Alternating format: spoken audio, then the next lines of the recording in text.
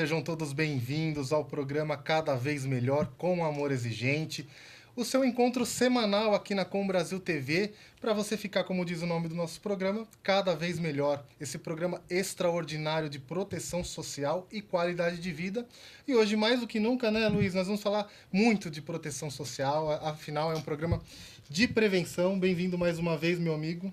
Obrigado, Tiago. Obrigado, querido telespectador. Seja muito bem-vindo, buscando ficar cada vez melhor com Amor Exigente, um programa que funciona, dá certo e salva vidas. Então, eu estou aqui do meu lado com o Dr. Cid Vieira, um parceiro do Amor Exigente, incansável na luta aí, buscando a recuperação da dependência química e apoiando as famílias que vivem esse problema, que é algo realmente muito complexo.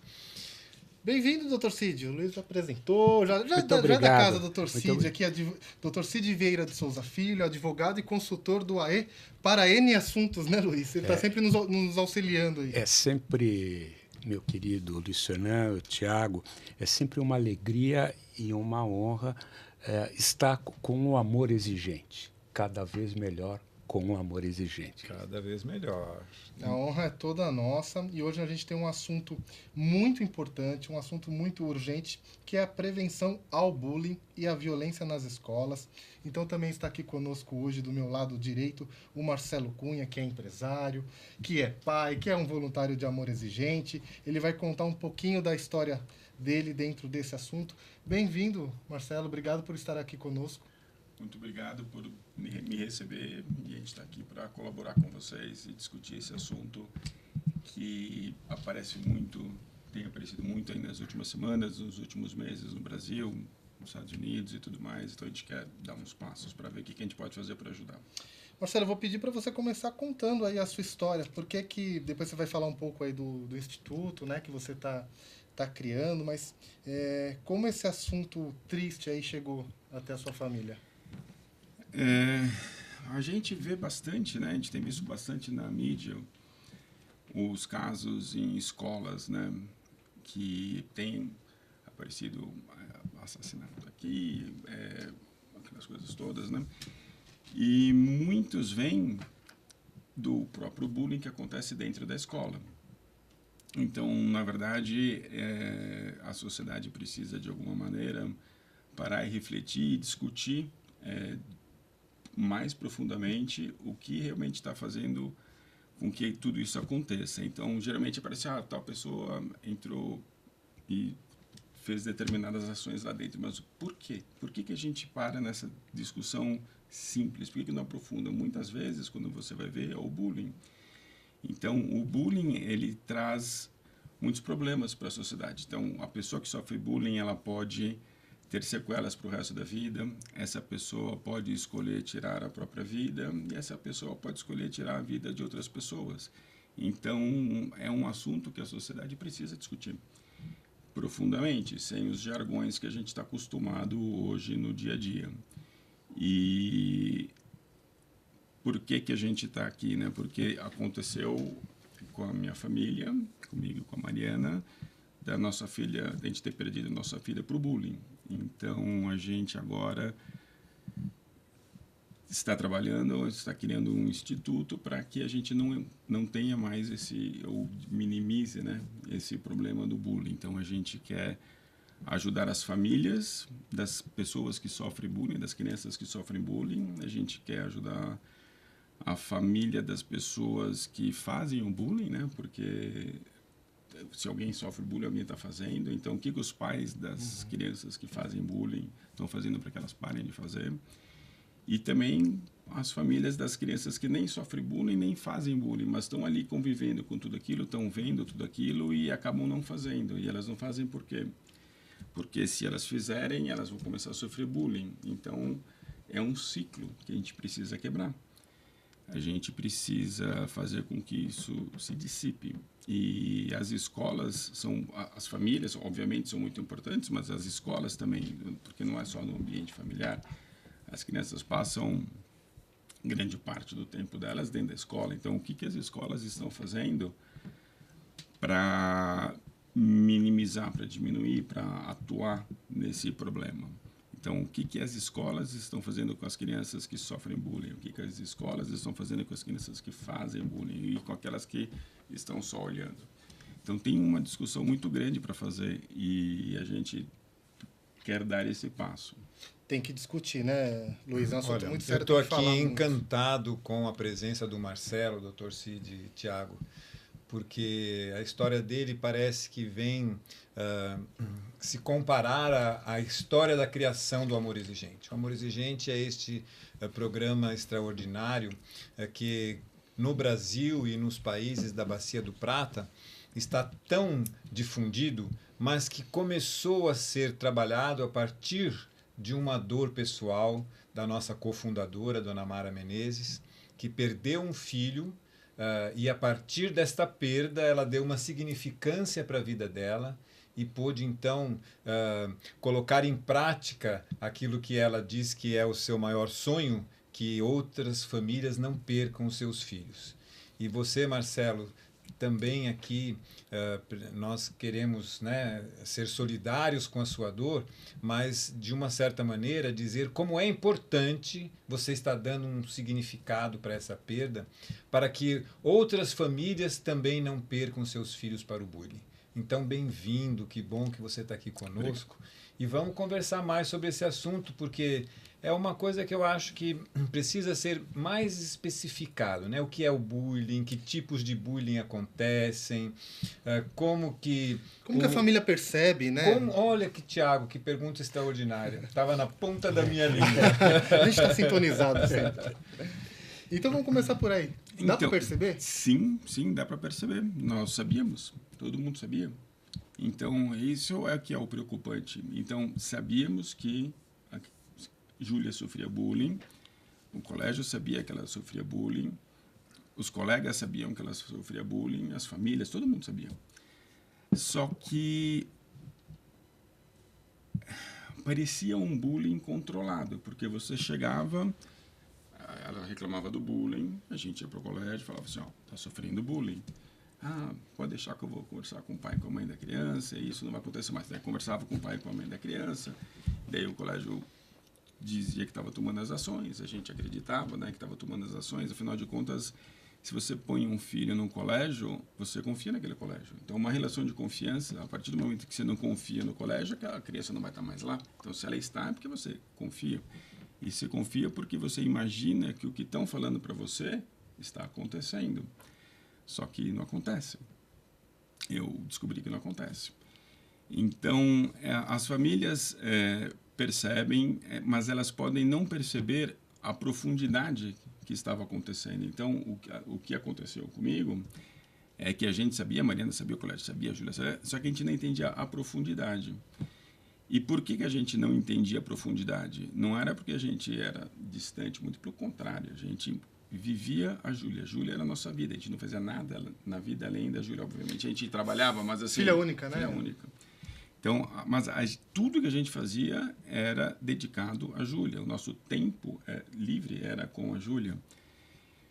Então, a gente achava que estava tudo controlado, porque a gente estava sempre presente e nunca a Júlia ficou sem o Marcelo ou sem a Mariana. Estava sempre com os dois, ou se um ou outro estava fazendo alguma coisa, um dos dois estava lá, avô, vó, no máximo. Então,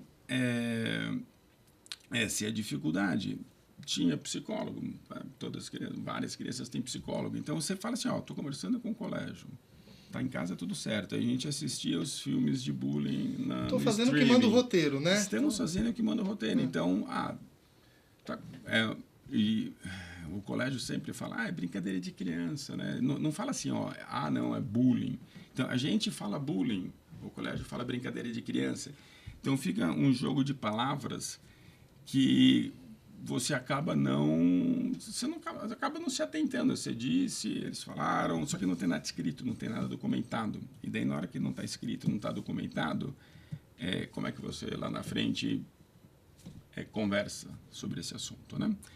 Então, a gente gostaria muito de trocar ideias com as famílias das crianças que sofrem bullying para alertar, tá no psicólogo, tá aqui, tá ali, tá fazendo tudo certinho, tá funcionando, só que pode não estar. Então, quando você for discutir com o colégio, documenta tudo. Quando você recebeu o documento, o retorno, se está escrito com outra palavra, que não foi a que você falou, você fala, ué, mas por que mudou a palavra, né? Não, eu quero que escreva o que eu falei aqui. Mas daí sempre vem aquele negócio mais, né?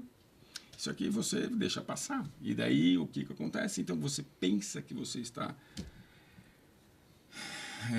acompanhando da maneira correta, e que a criança está sendo bem tratada, está reagindo e tudo mais. Daí, de repente, vem uma surpresa, porque no nosso caso foi uma surpresa. A Júlia era uma criança super feliz, super alegre, todo mundo gostava dela, ela era expansiva. Qual a idade dela? 13 anos. Ela era o oposto do estereótipo do que aconteceu. Então, você pensa que não. E acontece. Doutor eu sempre fico emocionado, Luiz, Tiago, quando eu ouço o Marcelo falar. Eu queria cumprimentar o Marcelo, não cumprimentar, mas eu cumprimentar pelo coração. Cumprimentar a Mariana, porque você tem uma missão, Marcelo, aqui com Amor Exigente. Ajudar as famílias para que não passem aquilo que vocês passaram e está passando. Nós estamos na fase embrionária da criação de um instituto Júlia Cunha. Diga não ao bullying. E depois nós vamos passar aqui, Tiago. Vamos colocar na tela agora. Vamos colocar na tela. Aí você está vendo na sua tela, olha que logo bonito. Um logo bonito que transmite paz, transmite segurança. E Luiz, eu fico, assim, muito sensibilizado em saber que o Marcelo vai ajudar muito aqui no Amor Exigente. Nós vamos abrir grupos. A ideia é abrir grupos e você, mãe, você, pai, você, avô, você, avó, que está vendo esse programa nesse momento, pode encaminhar o seu problema aqui para o Amor Exigente, que o Marcelo vai ajudar. O Marcelo está com essa missão, Luiz, de ajudar as famílias. É uma missão de Deus. Você vai poder ajudar essas famílias. E eu até vou passar a palavra para ele para perguntar como é que você encontra força, Marcelo, para fazer tudo isso? A Júlia, todo mundo que conhecia a Júlia sabe que ela era uma criança que ajudava demais as outras crianças. Ela era assim, era dela, era natural dela. Então, ela sempre ajudou os outros. E o Instituto Júlia Cunha vem para isso, para continuar o que ela fazia, para continuar ajudando as pessoas. Muitas pessoas perguntam, né, o que o Cid está me perguntando, Marcelo, como é que você consegue? Porque é muito difícil, né? Você passar por tudo que a gente passou e quando você cria um instituto, quando você discute isso no dia a dia então está sempre aflorando, né, uma coisa que muitas pessoas gostariam de não aflorar. Só que para mim é o contrário. Isso é que me traz força para continuar. Se eu não estivesse fazendo nada disso, eu não sei o que eu estaria fazendo. Entendeu? Dar continuidade à memória da Júlia, ela ajudar, como ela sempre ajudou as outras pessoas a fazer esse instituto, ajudar outras crianças a não passar o que ela passou, outras famílias não passaram o que nós estamos passando, é isso que dá força para continuar. Não é Então, o que parece difícil para muita gente, para mim, é o que me motiva. Agora, recentemente, Marcelo, no congresso que nós tivemos do Amor Exigente em Serra Negra, nós aclamamos o filho de Dona Mara, o filho que Dona Mara perdeu para um acidente de carro e que a levou a ser a cofundadora do programa como o nosso padrinho.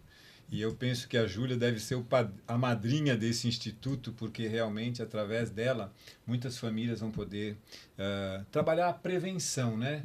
Este programa de Amor Exigente é um programa que trabalha a prevenção.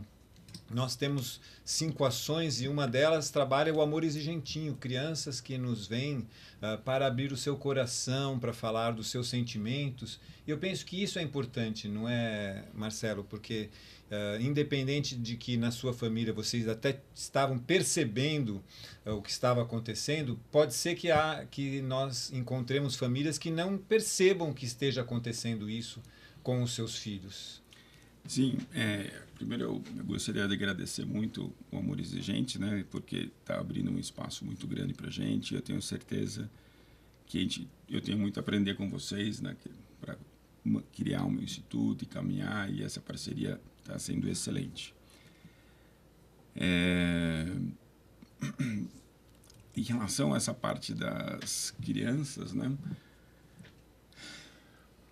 Toma uma água, vamos deixar o Marcelo tomar. Gente, eu tenho um filho de 11 anos, então é claro, a gente imagina, né? A gente só consegue imaginar um pouco, né? O que é importante, Luiz, Tiago, e você que não está nos assistindo, é entender que o bullying não é uma brincadeira de criança. O bullying é uma coisa séria, com repercussões.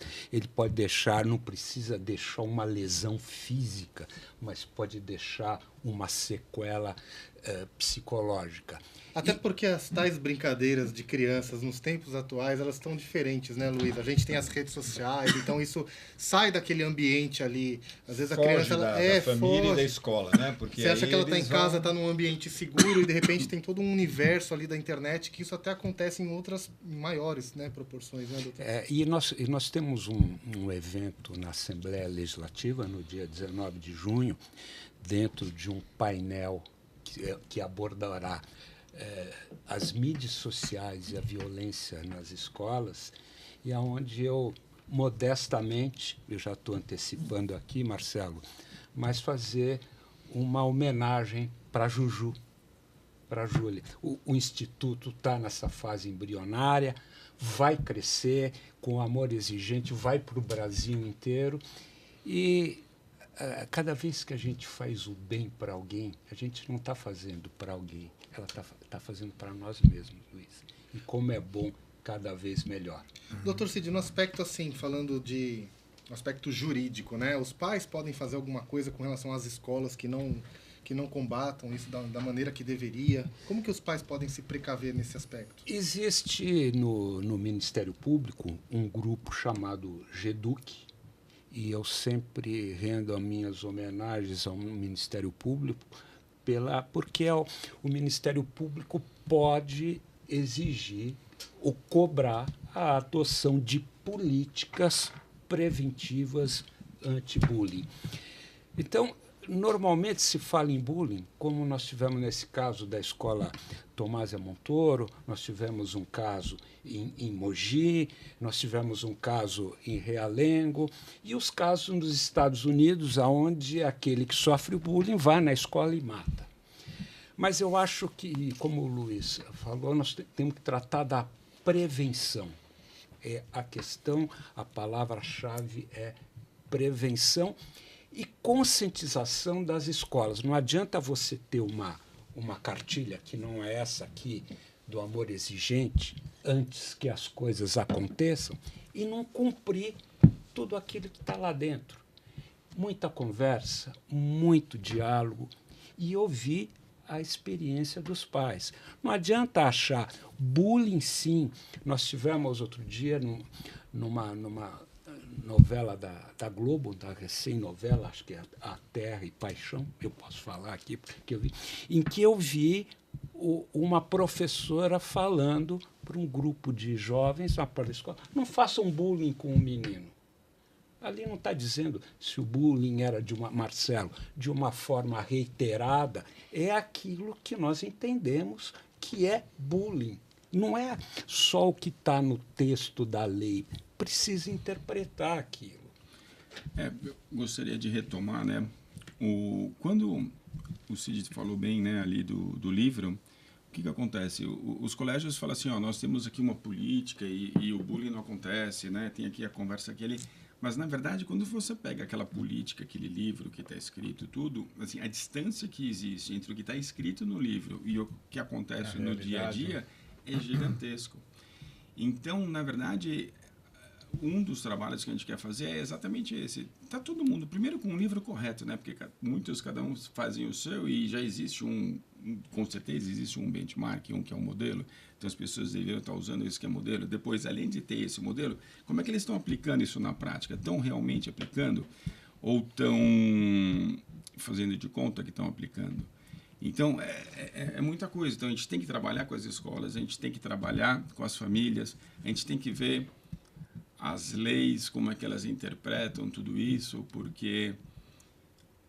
Vamos voltar para a escola, né? As escolas, muitas vezes, elas têm ações mais rigorosas quando existe uma agressão física. E quando tem uma agressão verbal, a política é muito mais amena. Agora, a agressão verbal é o bullying. O bullying leva a tudo isso que a gente está vendo agora. Então, realmente, as coisas precisam mudar. A gente precisa reinterpretar tudo o que está acontecendo. E bullying é um assunto que o pessoal não discute tanto. Então, a gente precisa voltar a discutir isso com a profundidade necessária. Eu vejo um exemplo, vou me permitir, né, comparar o bullying com o racismo, que o pessoal está discutindo bastante racismo.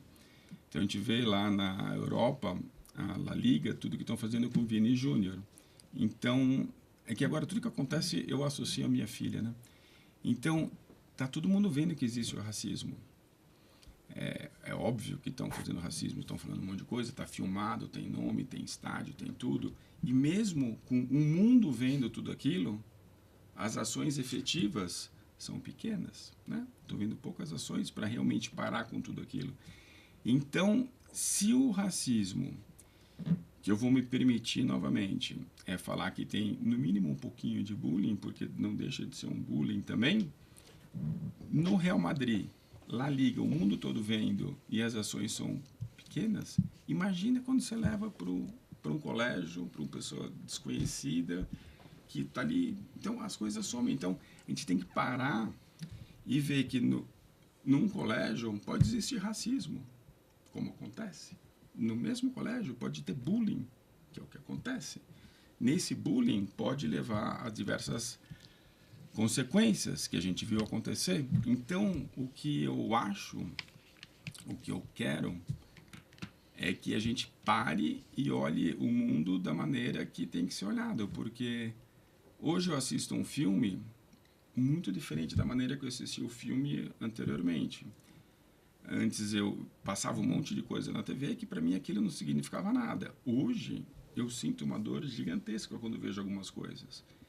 E por que eu estou falando isso? Porque hoje é normal, você vê um monte de coisa que é um absurdo e você vê na TV e é normal, e aquilo dói muito. Então você vê o racismo lá com o Vini Júnior, é normal.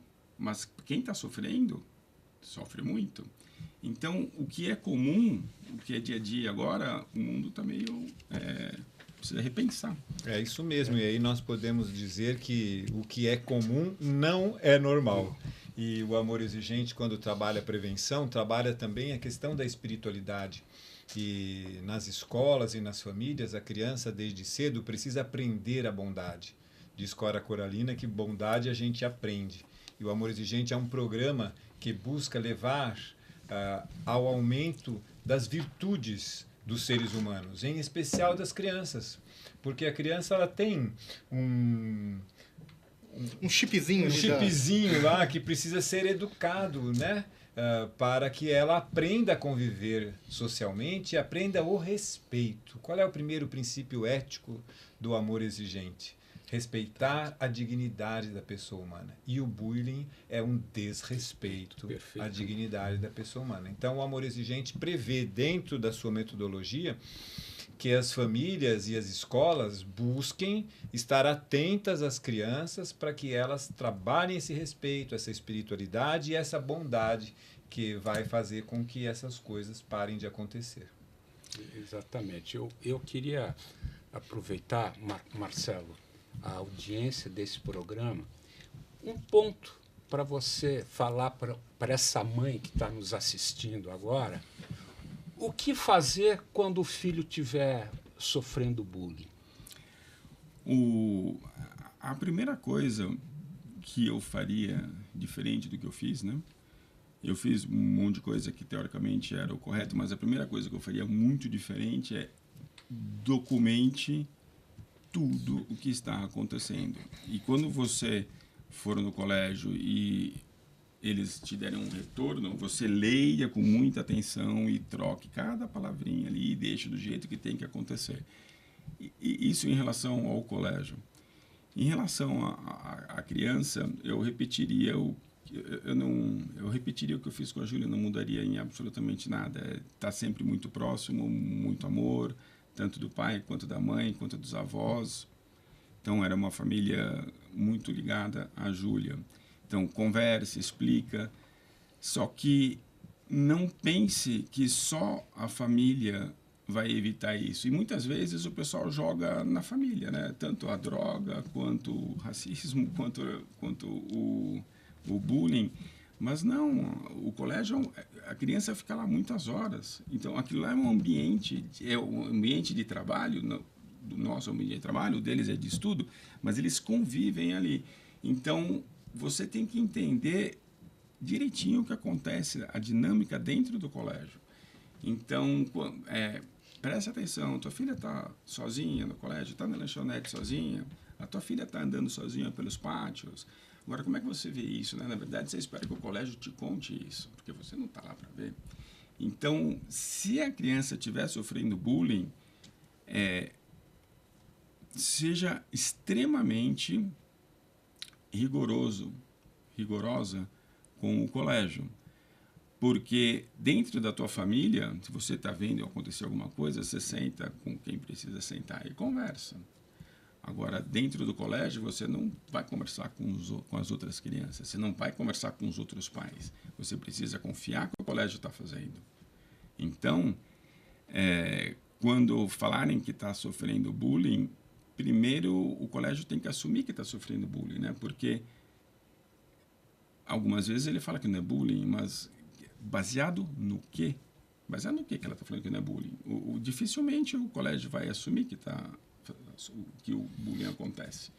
Então, você precisa ser bastante enfático. Luiz, eu vou dar uma sugestão aqui, se me permitir. Você organizar um grupo de amor exigente, para nós, um encontro de amor exigente, para nós tratarmos da questão do bullying, mas não da parte jurídica do bullying, não o que pode juridicamente. Para o Marcelo fazer uma palestra para essas famílias, e eu tenho certeza, Tiago, que serão inúmeras as famílias que vão querer ouvir o Marcelo, e o Marcelo vai trazer a experiência dele para poder ajudar essas famílias. Em nenhum momento se apontou o dedo para quem quer que seja.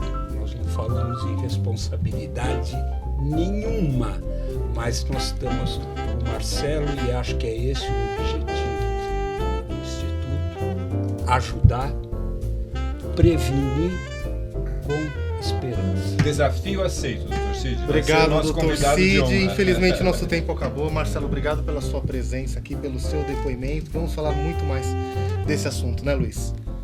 Tchau, gente. Obrigado.